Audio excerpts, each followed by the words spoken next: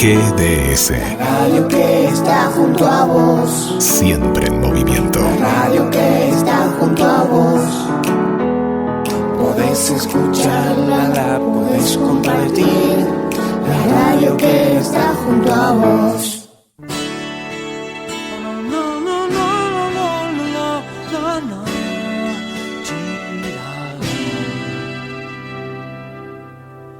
Algo en los jardines me llama sin cesar.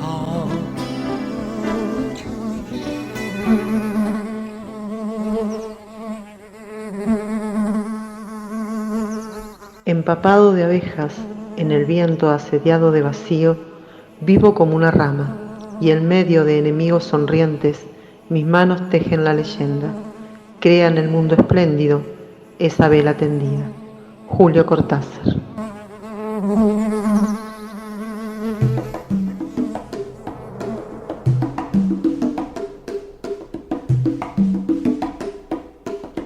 Bienvenidos, bienvenidas y bienvenides a la colmena del programa número, ya no me acuerdo porque no nos vemos no nos escuchamos desde el año pasado, así que no sé si es el 20 o el 21 de Cómo duermen las abejas por GDS Radio, un programa de biodiversidad, humanidad, cultura y deseos. Algunas entrevistas, música y siempre alguna sorpresa puede haber. Estamos en la segunda temporada de Cómo duermen las abejas. Y aquí estoy nuevamente, me presento, mi nombre es Carla Rosa y seré la obrera que produce y conduce este programa. Siempre acompañada por nuestro operador Guillermo San Martino. Gracias, Guillermo, por estar ahí, por acompañar. Y si quieren comunicarse pueden hacerlo al 223 42 46 646 o al 223 022 129. Bueno, volvemos y este primer programa del 2024 lo comenzamos así.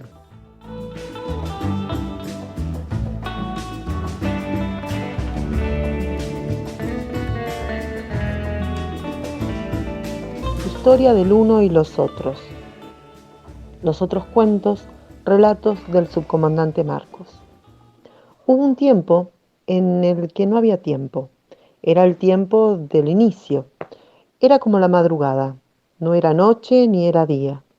Se estaba el tiempo así nomás, sin ir a ningún lado y sin venir de ninguna parte. No había luz, pero tampoco había oscuridad. Era el tiempo en el que vivían los más grandes dioses, los que nacieron el mundo, los más primeros. Dicen los más viejos de nuestros viejos que esos primeros dioses eran 7 y que cada uno era 2. Dicen los más ancianos de nuestros ancianos que 7 es como los más antiguos numeran a los todos, y que el 1 siempre es 2 para poder caminarse. Por eso cuentan que los más primeros dioses eran 2 cada uno y eran 7 veces. Y estos más grandes dioses no se nacieron sabedores y grandes. Pequeños eran, y no mucho sabían. Por eso, sí, mucho hablaban, y se hablaban. Puro palabrerío eran estos primeros dioses. Muchos se hablaban todos al mismo tiempo, y nada se entendían unos a los otros. Aunque mucho hablaban estos dioses, pocos sabían. Pero a saber cómo o por qué, hubo un momento en que todos se quedaron callados al mismo tiempo. Habló entonces uno de ellos y se dijo, que era bueno que cuando uno hablara, los otros no hablaran. Y así, el uno que hablaba podía escucharse y los otros que no hablaban podían escucharlo. Y que lo que había que hacer es hablar por turnos. Los 7, que son 2 en 1, estuvieron de acuerdo. Y dicen, los más viejos de nuestros viejos, que ese fue el primer acuerdo de la historia, el de no solo hablar, sino también escuchar. Miraron los dioses los rincones de esa madrugada en que todavía no había ni día, ni noche, ni mundo, ni hombres, ni mujeres, ni animales, ni cosas. Miraron y se dieron cuenta de que todos los pedacitos de esa madrugada hablaban verdades y que uno solo no podía escuchar todos los rincones. Así que se dividieron el trabajo de escuchar a la madrugada y así pudieron aprender todo lo que el mundo de entonces, que no era mundo todavía, tenía para enseñarles. Y así vieron los más primeros dioses que el uno es necesario, que es necesario para aprender y para trabajar y para vivir y para amar. Pero vieron también que el uno no es suficiente. Vieron que se necesitan los todos y solo los todos son suficientes para echar a andar al mundo. Y así fue como se hicieron buenos sabedores los primeros dioses, los más grandes, los que nacieron en el mundo. Se supieron hablar y escuchar los dioses estos. Y sabedores eran, no porque supieran muchas cosas o porque supieran mucho de una cosa, sino porque se entendieron que el uno y los todos son necesarios y suficientes.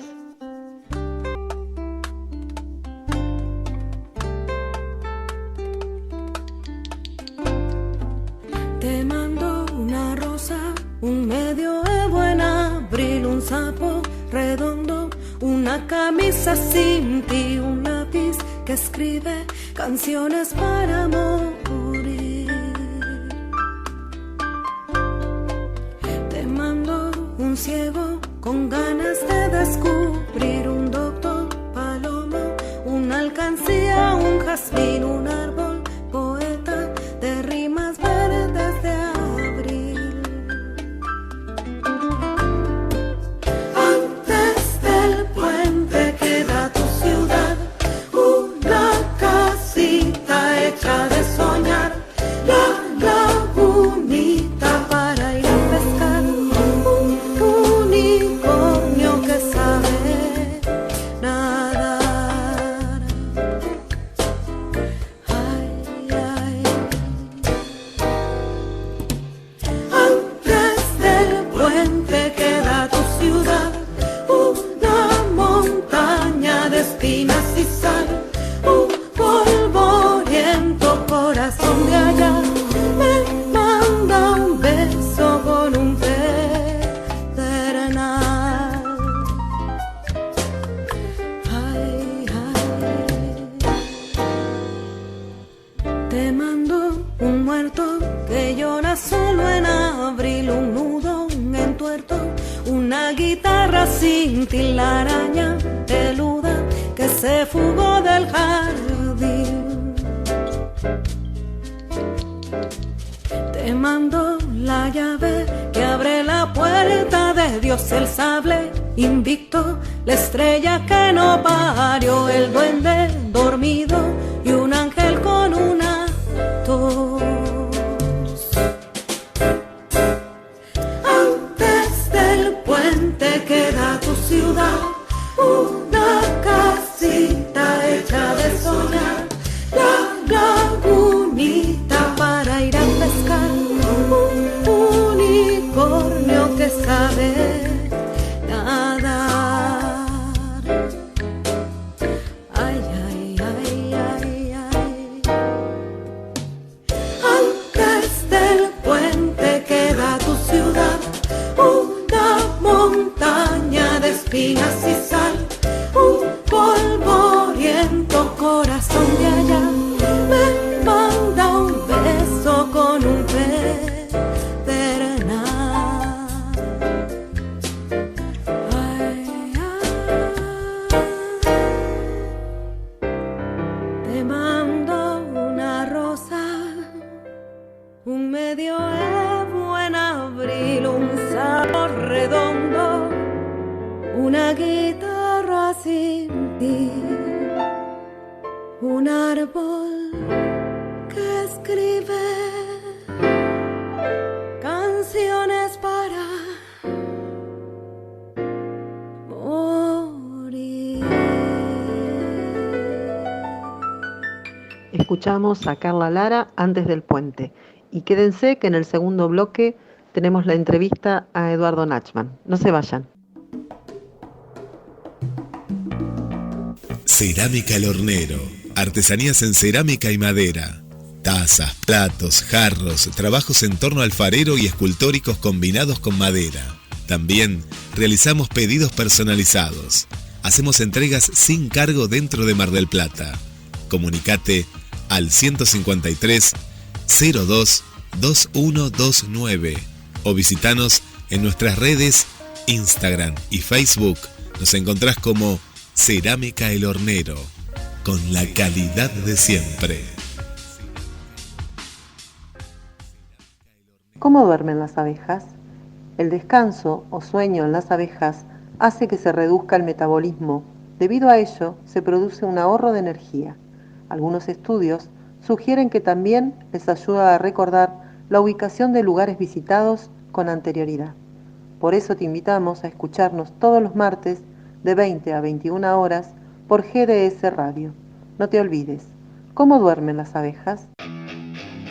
JCR Fusión. Herrería, trabajos a pedido, muebles, barras, escaleras, herrería, carpintería. Comunicate ahora mismo al WhatsApp 223-619-8073. Búscanos en las redes sociales, Instagram y Facebook, JCR Fusión. ¿Cómo duermen las abejas? La falta o privación de sueño vuelve a las abejas erráticas en su comportamiento e incoherentes en sus movimientos. Por eso te invitamos a escucharnos todos los martes de 20 a 21 horas por GDS Radio. No te olvides, ¿cómo duermen las abejas?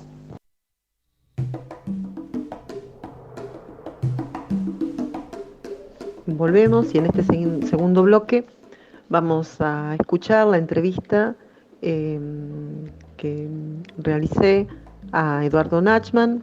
Él es maestro, jubilado, comunicador, cineasta, escritor y caminante de utopías emancipatorias. Si querés, Guille, ponemos al aire la entrevista. Contanos, ¿de qué se trata este hermoso proyecto inspirado en el libro de Eduardo Galeano, Las venas abiertas de América Latina? Hola, Carla. Bueno, nos interesó abordar este proyecto documental inspirado en Las venas abiertas de América Latina de Eduardo Galeano, que escribió en el 71. Hicimos un primer recorrido por Centroamérica, recorriendo sobre la situación actual de los territorios explotados, ¿no? Documentando los nuevos modelos de extractivismo sobre los bienes comunes naturales por el modelo político-económico de los gobiernos, y también retratar los movimientos sociales contemporáneos en defensa de la tierra y el territorio. Según tu mirada y dentro de la amplitud que te permitió este viaje como experiencia reciente, ¿qué significa en Latinoamérica la resistencia hoy? Bueno, la resistencia hoy pasa por las comunidades, por las bases, por organizarse desde abajo, respetando el abajo y sin tener en cuenta a los de arriba, ¿no? Las organizaciones verticalistas están dando muestras de su ineficiencia o de su traición. Como vos decís, las resistencias desde abajo en nuestra Latinoamérica.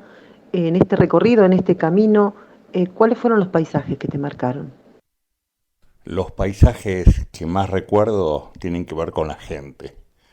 Y en Las venas siguen abiertas, que es el proyecto documental, empezamos desde abajo, ¿no? De Centroamérica, desde Panamá.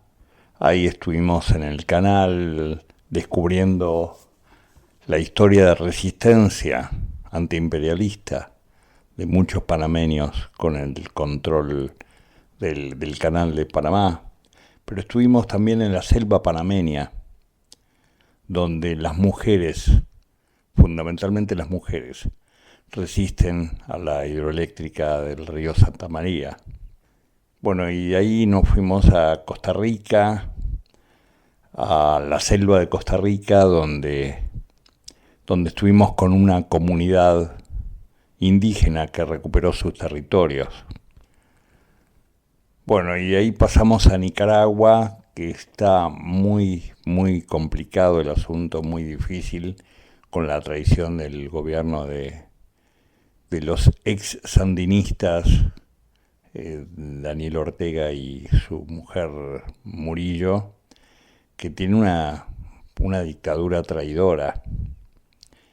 Pero de Nicaragua rescatamos la resistencia de las personas con las cuales estuvimos y de Mónica Baltodano, una comandanta sandinista que está expatriada, y la vimos en México cuando presentó un libro sobre la historia de la lucha de Nicaragua. Bueno, después estuvimos en Honduras con una cantante de resistencia maravillosa, con Carla Lara, y después nos fuimos al lugar donde mataron a Berta Cáceres, una luchadora increíble, que fue asesinada. Ella fue una de las principales del COPIN, de la Coordinadora de Comunidades Autónomas Indígenas de Honduras. También estuvimos con Berta Oliva, una referente de los derechos humanos, ahí en Honduras. Bueno, de ahí nos fuimos a El Salvador, donde estuvimos con un cantor ex guerrillero de los Torogos del Morazán, y nos dimos el gusto también de estar en El Salvador, en la capital, con el que fue el director de Radio Venceremos, una radio de la guerrilla que fue fundamental. Bueno, y en Guatemala también estuvimos en la selva con las resistencias, sobre todo de las mujeres de las comunidades que luchan contra los proyectos de hidroeléctricas, los proyectos mineros, los proyectos que llevan a cabo los patrones, ¿no? Los poderosos. Bueno, y en Chiapas, por supuesto, estuvimos en comunidades zapatistas y celebrando los 30 años de la irrupción armada pública del zapatismo. Con tu relato nos llevas a paisajes de resistencia y lucha de nuestra Latinoamérica. Volviendo a Chiapas, ¿qué te gustaría contarnos para ampliar nuestra mirada sobre organizaciones de autogobierno como el Zapatista? Bueno, y en Chiapas estuvimos en varias comunidades zapatistas, siendo testigos de la agresión militar y paramilitar del gobierno, metiendo presos políticos zapatistas, acusándolos falsamente. Hemos logrado la liberación de un detenido, pero quedan 5 presos políticos sin causa alguna. Y estamos hablando de un gobierno constitucional. Bueno, y evidentemente el Ejército Zapatista de Liberación Nacional, el EZLN, destaca la problemática de la lucha anticapitalista, no solamente a escala mundial, y que la lucha es por la vida. Bueno, los zapatistas destacaron situaciones internas que han venido discutiendo en sus espacios y que los han llevado a definir cambios en su estructura del gobierno, donde se profundiza la autonomía. El subcomandante insurgente Moisés, el pasado 31 de diciembre, explicó y abundó ante los miles de asistentes, milicianos, base de apoyo, adherentes e invitados, primero en lengua celtal y luego en español, donde criticó a la noción, digamos, occidental o positivista de la propiedad de la tierra. Su eje gira en torno a lo común, la tierra de nadie, la propiedad debe ser del pueblo y común, ¿no? Así lo dijo el subcomandante insurgente Moisés. El pueblo tiene que gobernarse a sí mismo, y reafirmó la vocación pacifista que han respetado desde el 12 de enero del 94, ¿no? Él dijo: no necesitamos matar a los soldados y a los malos gobiernos, pero si vienen nos vamos a defender. Bueno, fue un encuentro maravilloso el de fin de año y principio del año, recordando los 30 años del EZLN, y dijo fundamentalmente, la consigna final fue viva lo común.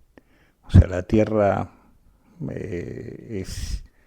las tierras no tendrán propietarios y no serán ni privadas, ni ejidales, ni comunales, ni federales, ni estatales, ni empresariales, ni nada. Una propiedad de la tierra, como dicen, tierra sin papeles. Entonces, en esas tierras lo que se va a definir, sin preguntar de quién es ese terreno o quién es el propietario, pues se le va a responder de nadie, es decir, del común. Y aclaró que esto se hará respetando las tierras que son de propiedad personal familiar, y las que son para trabajo de los colectivos se crea en terrenos recuperados. Esta no propiedad, ¿no? Y se propone que se trabaja en común por turnos, sin importar qué partido es, o qué religión, o qué color, o qué tamaño, o de qué género eres. Así lo dijo el sub Moisés. ¿Qué semejanzas encontraste entre los distintos lugares que visitaste? Las semejanzas que encontré es que lo que cambian son las geografías, pero el poder capitalista es el mismo, se va sofisticando, nos siguen engañando, y que la lucha de los de abajo sigue siendo fundamental para la construcción de la humanidad. Bueno, para ir terminando la entrevista, estaría bueno si nos podés hacer un mapa virtual descriptivo del recorrido, y nos gustaría que nos contaras qué significa este viaje para vos y por qué querés compartirlo con nosotros. Bueno, el viaje que tenía un objetivo fundamental, que era la filmación de Las venas siguen abiertas, bueno, significó el principio de la realización de un sueño que conversamos con Eduardo Galeano alguna vez con mate y vino de por medio. Él estaba arrepentido de haber escrito la historia económica, la otra historia económica de América Latina, y él autocríticamente decía que no es ni historiador, ni sociólogo, ni periodista, ni había recorrido los territorios para hacer Las venas abiertas de América Latina. Y entonces nos planteamos el desafío de recorrer los territorios y juntarnos con los de abajo. Y así surgió esta idea de Las venas abiertas, que iniciamos la filmación autogestiva, sin dinero, pero con muchísimo corazón. Y por supuesto compartir no solamente la noticia de la filmación, sino que seguramente cuando se estrene estaremos compartiendo la película. La primera parte de Insuficiencia Venosa, que es Centroamérica continental, pero queda Sudamérica y queda Centroamérica insular también por hacer. Gracias por compartir tan hermosa experiencia con Cómo duermen las abejas. Un abrazo fuerte y nuevamente gracias. Bueno, va un abrazo para vos, Carla, para los oyentes de Cómo duermen las abejas. Abrazos.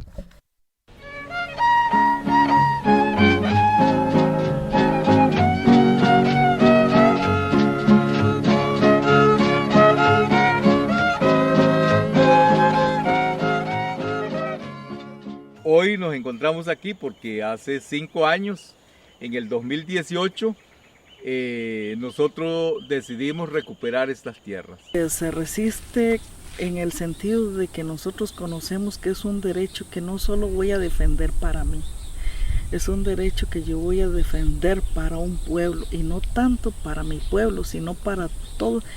Aquí en Costa Rica hay 24 territorios, entonces yo digo, si ganamos en un territorio, ganan el resto de los territorios. Si pierde uno de los territorios, pierden todos los demás territorios. Nos hemos confiado bastante, pero eso digamos, ha implicado también mucho peligro.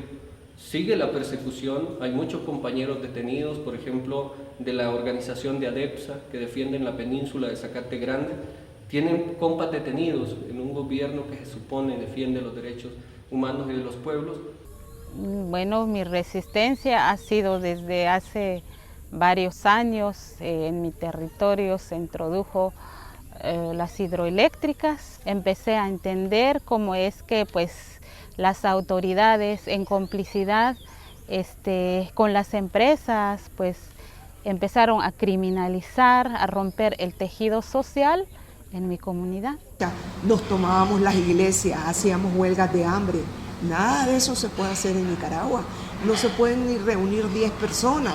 No puede salir, no puede hacerse un piquete con una bandera de la patria como símbolo de resistencia, porque son capturados. Entonces tenemos que construir y ser muy creativos para ser capaces de construir las nuevas formas de lucha. Existiendo ya el convenio 107 que hablaba de que los estados tenían que integrar a los pueblos indígenas a la sociedad dominante, pero hablaba del derecho a las tierras, que las tierras eran de los indígenas. Sin embargo, el Estado costarricense fue cediendo derechos. Grandes empresarios que quieren venir de otro lado a hacer hidroeléctrica para ellos hacer su propio negocio, dejando las comunidades, nos sirve a nosotros. Y también tendremos que salir porque si represan el río, todo esto se llena de agua. Tendremos que salir y para dónde nosotros vamos a vivir si en otro lado no vamos a tener la misma libertad que tenemos en nuestra tierra. ¿Por qué la defendemos? Porque este es nuestro territorio, este es nuestra tierra, es lo a donde nosotros podemos vivir felices, contentos y en paz. La libre determinación como pueblos indígenas que nos da el convenio 169. Es a eso que nosotros estamos aquí, haciendo un esfuerzo por querer rescatar lo nuestro, lo del patrimonio cultural. La guerra, en la medida en que la guerrilla la pierde, la gana. La guerra, entre la medida en que la Fuerza Armada la gana, la pierde. Sabemos muy bien que la comunicación comercial pues solo refleja todo lo que le conviene al Estado. Sin embargo, la comunicación propiamente de las comunidades visibiliza toda la parte coyuntural, todo el problema de las comunidades que existe, las represiones que cada una de las personas tienen desde sus comunidades con este Estado que vivimos como Guatemala. Conozco a jóvenes que están comprometidos en la lucha contra las dictaduras militares en El Salvador y me meto en la aventura de montar una radio clandestina en las montañas de Morazán. Así que el 24 de marzo de 1980 llego a El Salvador a montar la radio, con el sueño de que en 3 meses íbamos a hacer la revolución, pero se extendieron 11 años en la montaña. Fueron campesinos y campesinas, estudiantes y obreros que en la montaña durante 11 años estuvieron con ese sueño de derrotar décadas de opresión, de tortura, de exilio. Rompe los cristales del río leyenda, en ella el sol refleja un nuevo color, el color intenso de nuestra bandera, limpia como es limpia la revolución. Y como le dije ya rato, yo me siento orgullosa y no nos arrepentimos por lo que estuvimos haciendo. Ya los gobiernos que entraron y no hicieron nada, pues fue por, a ver por qué va, por la política de ellos. He visto a niñas que podrían ser mis hermanas sufrir porque no tienen las mismas oportunidades que de repente nosotros tuvimos de acceder a educación, a servicios de salud, y la gente está muriendo en el territorio. Entonces sueño con que estas comunidades pudieran tener acceso a justicia, que las comunidades tengan la posibilidad de que el Estado y estas empresas de alguna manera puedan resarcir el daño que han sufrido. Las venas siguen abiertas. Cadenas habrá que romper, venceremos, venceremos, la miseria sabremos vencer. Tata Julieta, Canana Kutsu, Cajuchar Nana Echeri.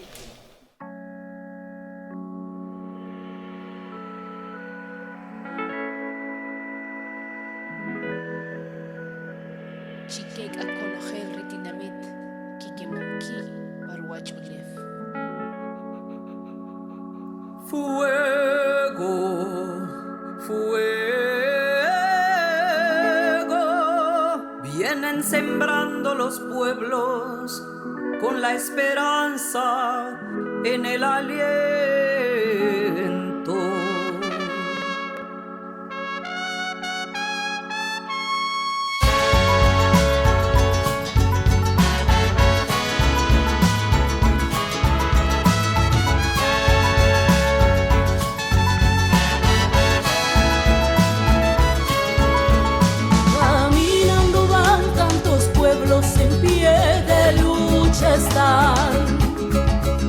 Van por los caminos con su corazón retumbando.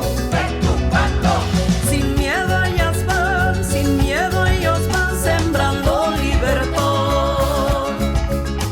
En comunidad caminando por la justicia y dignidad. Se escuchan todas las voces unidas en lucha. Resuena fuerte y no más callar.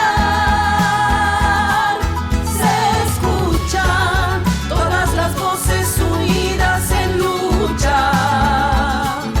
Somos los pueblos, todos los pueblos, tejido fuerte de dignidad.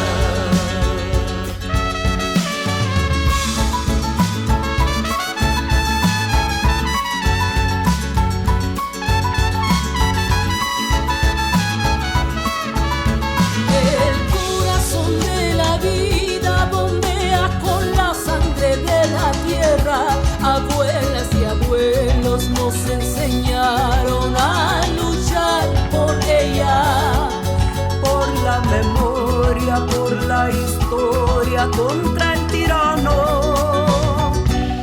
En pie de lucha y sin miedo estamos.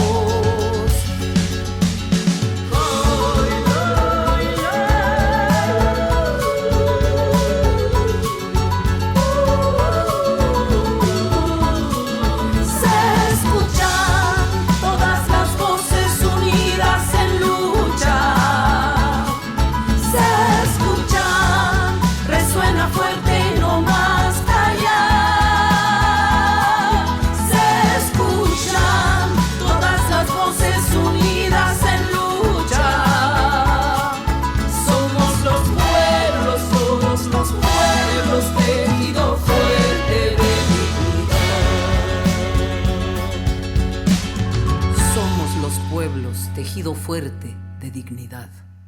Huetzotzingo. ¿Dónde está lo verdadero, lo que tiene raíz? Esta es la ciudad de la música, no de la guerra. Huetzotzingo, en el valle de Tlaxcala. 2 por 3, los aztecas la asaltan, la lastiman, le arrancan prisioneros para sacrificar ante sus dioses. Texaxin, rey de Huetzotzingo, ha reunido esta tarde a los poetas de otras comarcas. En los jardines del palacio conversan los poetas sobre las flores y los cantos que desde el interior del cielo vienen a la tierra, región del momento fugaz, y que solo perduran allá en la casa del dador de la vida. Conversan y dudan los poetas. ¿Son acaso verdaderos los hombres? ¿Será mañana todavía verdadero nuestro canto? Se suceden las voces. Cuando cae la noche, el rey de Huetzotzingo agradece y dice adiós. Sabemos que son verdaderos los corazones de nuestros amigos.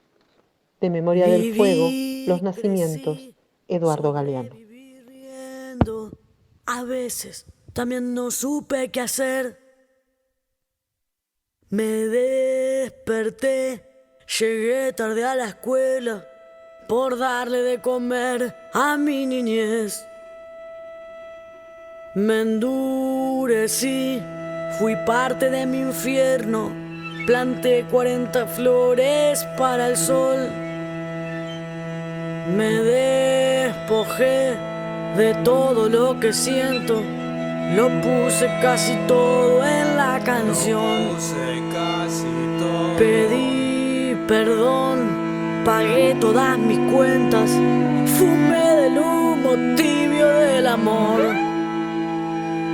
Sentí, viví adentro de una caja que a veces es mi casa, a veces no. Sentí, lloré, también a veces pasa. El cuerpo es una casa de alquiler. Grité, perdí adentro de una taza. Yo siempre fui la borra del café. Soñé, bailé y vi pasar el tiempo. La noche pone todo en su lugar. Me disfracé, fui el pan y fui la masa. Fui el de mi propio parecer. Me reinventé, dejé pasar el juego. Aprendí 40 veces a perder. Gané, jugué, nací donde se pudo. La democracia tuvo su que ver. Sentí, viví adentro de una caja que a veces es mi casa, a veces no. Partí, morí adentro de una caja. Nunca será mi casa un ataúd. Escuchamos a Luciana Mochi y a Fernando Cabrera con el tema Ejercicio.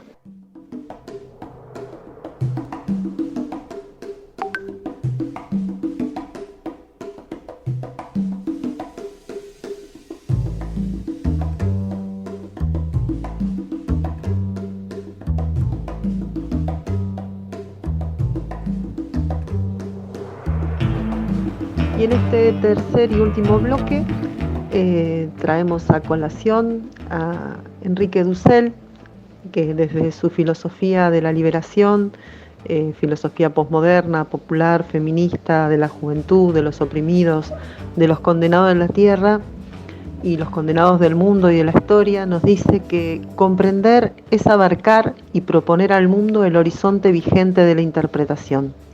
Nos dice que el mundo es una totalidad de partes estructuradas, sean homogéneas o heterogéneas, que guardan una semejanza en algún aspecto. Las partes del mundo son orgánico-funcionales, son como subsistemas o sistemas componentes. La totalidad del mundo es un metasistema existencial compuesto de infinitas variables. Y ahí es donde recuerdo el texto de Julio Cortázar, Me caigo y me levanto. Si quieren, se los leo, que dice así.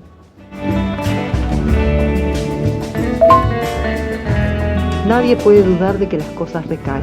Un señor se enferma y de golpe un miércoles recae. Un lápiz en la mesa recae seguido. Las mujeres, ¿cómo recaen? Teóricamente a nada o a nadie se le ocurriría recaer, pero lo mismo está sujeto, sobre todo porque recae sin conciencia. Recae como si nunca antes. Un jazmín, para dar un ejemplo perfumado, a esa blancura, ¿de dónde le viene su penosa amistad con el amarillo? El mero permanecer ya es recaída, el jazmín, entonces. Y no hablemos de las palabras, esas recayentes deplorables, ni de los buñuelos fríos, que son la recaída clavada.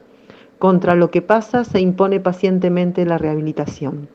En lo más recaído hay siempre algo que pugna por rehabilitarse. En el hongo pisoteado, en el reloj sin cuerda, en los poemas de Pérez, en Pérez. Todo recayente tiene ya en sí a un rehabilitante, pero el problema, para nosotros los que pensamos nuestra vida, es confuso y casi infinito. Un caracol segrega y una nube aspira. Seguramente recaerán, pero una compensación ajena a ellos los rehabilita. los hace treparse poco a poco a lo mejor de sí mismos antes de la recaída inevitable. Pero nosotros, tía, ¿cómo haremos? ¿Cómo nos daremos cuenta de que hemos recaído si por la mañana estamos tan bien, tan café con leche, y no podemos medir hasta dónde hemos recaído en el sueño o en la ducha? Y si sospechamos lo recayente de nuestro estado, ¿cómo nos rehabilitaremos? Hay quienes recaen al llegar a la cima de una montaña, al terminar su obra maestra, al afeitarse sin un solo tajito. No toda recaída va de arriba abajo, porque arriba y abajo no quieren decir gran cosa cuando ya no se sabe dónde se está. Probablemente Ícaro creía tocar el cielo cuando se hundió en el mar epónimo, y Dios te libre de una zambullida tan mal preparada. Tía, ¿cómo nos rehabilitaremos? Hay quien ha sostenido que la rehabilitación solo es posible alterándose, pero olvidó que toda recaída es una desalteración, una vuelta al barro de la culpa. Somos lo más que somos porque nos alteramos, porque salimos del barro en busca de la felicidad y la conciencia y los pies limpios. Un recayente es entonces un desalterante, de donde se sigue que nadie se rehabilita sin alterarse. Pero pretender la rehabilitación alterándose es una triste redundancia. Nuestra condición es la recaída y la desalteración. Y a mí me parece que un recayente debería rehabilitarse de otra manera, que por lo demás ignoro. No solamente ignoro eso, sino que jamás he sabido en qué momento mi tía o yo recaemos. ¿Cómo rehabilitarnos entonces si a lo mejor no hemos recaído todavía y la rehabilitación nos encuentra ya rehabilitados? Tía, ¿no será esa la respuesta ahora que lo pienso? Hagamos una cosa. Usted se rehabilita y yo la observo. Varios días seguidos, digamos una rehabilitación continua, usted está todo el tiempo rehabilitándose y yo la observo. O al revés, si prefiere. Pero a mí me gustaría que empezara usted, porque soy modesto y buen observador. De esa manera, si yo recaigo en los intervalos de mi rehabilitación, mientras que usted no le da tiempo a la recaída y se rehabilita como en un cine continuado, al cabo de poco nuestra diferencia será enorme. Usted estará tan por encima que dará gusto. Entonces yo sabré que el sistema ha funcionado y empezaré a rehabilitarme furiosamente.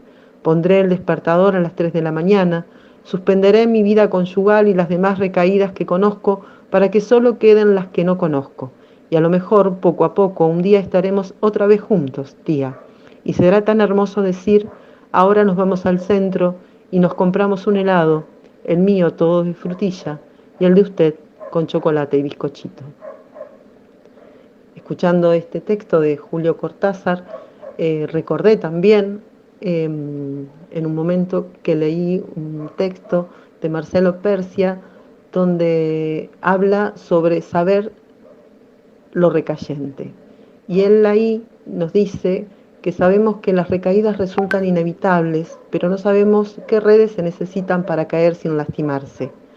Qué redes que soporten pesadumbres de una época grávida. Qué redes que no atrapen ni inmovilicen. Qué redes que posibiliten rebotes amables. Qué superficies acolchadas que amortigüen golpes. Persia dice que en Me caigo y me levanto se propone pensar lo recayente como una condición de vivir. Piensa que toda recaída es una vuelta al barro de la culpa, a una densa mezcla que empeora cada vez con la concurrencia de pensamientos enlodantes. Ante impulsiones, abstinencias, desesperaciones, la experiencia puede poco o nada para evitar una recaída. En lo que escribe Cortázar, que en esas ocasiones se recae como si nunca antes. La paradoja de la experiencia reside en que aún habiendo caído muchas veces, siempre se vive cada caída por primera vez. Si las caídas suceden, y sabemos que suceden, tal vez no se trata solo de saber lo recayente, sino también de saber lo levantante. El día en que lo levantante se vuelva tan inevitable o más que lo recayente, tal vez ese día podamos, como al final del cuento, ir a tomar un helado con un bizcochito.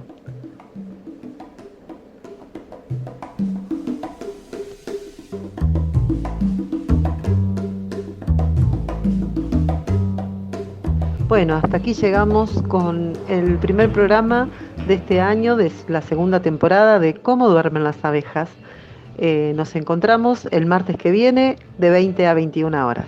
Un abrazo grande y nos vamos escuchando a Flopa Minimal, todo lo que ya nos sirve. Un abrazo.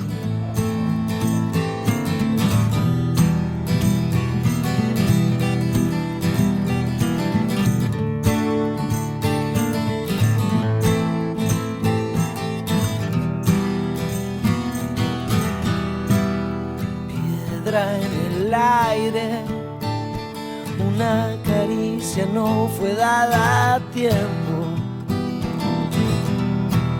Siesta que arde, tiremos lo que ya no sirve al fuego. La ciega luz que nada deja ver, la sombra que proyecta en el ayer. No, caminando voy hasta donde haga falta, y si es lejos no me importa, porque no me importa nada. Caminando voy, los que quieran me acompañan, igual no hay nada mejor para hacer hoy.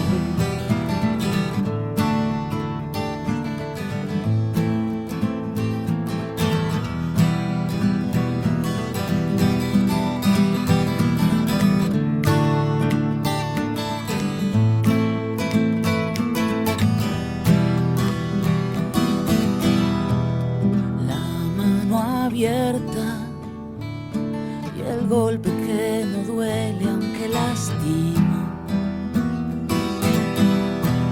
Si está despierta, tendrá que alguna vez estar dormida.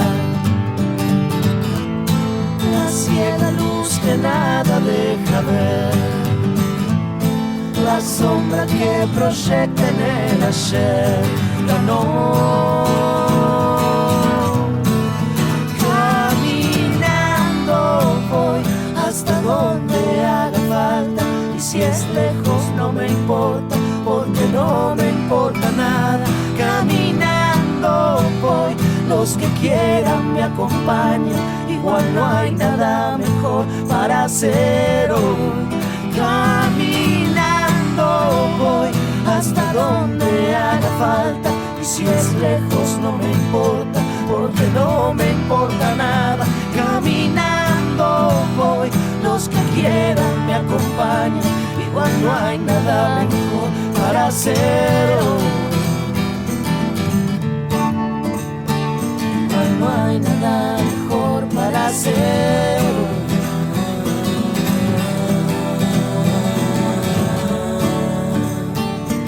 No hay nada mejor para hacerlo.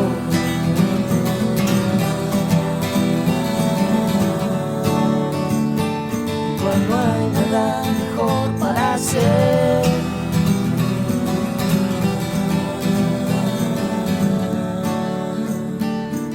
No hay nada mejor para hacer.